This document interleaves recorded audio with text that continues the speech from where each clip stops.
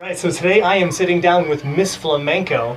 Miss Flamenco, tell me about yourself. What do you do here at SSA Broadway? I'm the 7th grade language arts teacher and the 7th and 8th grade Spanish teacher.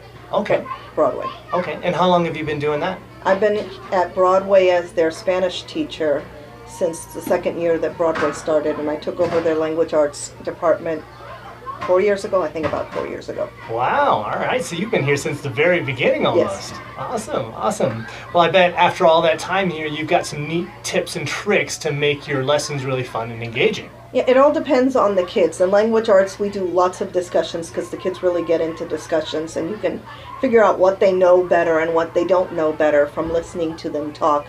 Whether, things are tripping them up, like how questions are asked and that's why they don't understand what you're talking about, or whether they don't get the concept or whatever, much better than you can by just handing out lots of tests to the kids. And in the Spanish classes, they play lots of different games. Some of them come straight out of the curriculum. Some of them are games that I've created over the years.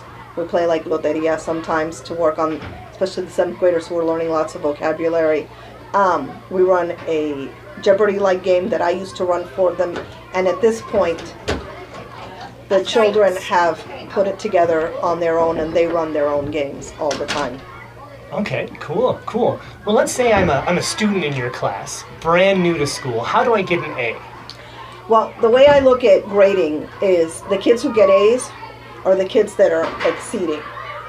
So the kids who are going above and beyond just the basic stuff, those are the kids who will tend to get an A. They turn everything in, they put a whole bunch of effort into everything.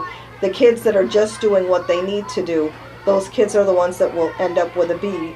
And then the C students tend to be those kids that for whatever reason they arrived to us, to me, whatever, maybe not being exactly where they should be currently, but my philosophy is that's not a reason why a child should fail a class. So as long as children are working and they're trying, they should always be able to pass. You can always work on all sorts of extra things to catch skills up with kids, but you shouldn't be failing kids just because they happened to, most of the time from no fault of their own, to be failing. That should never be a reason a child fails a class. Wow, well, I bet a lot of parents would really appreciate hearing that. Awesome. Well, thank you so much, Miss Flamenco.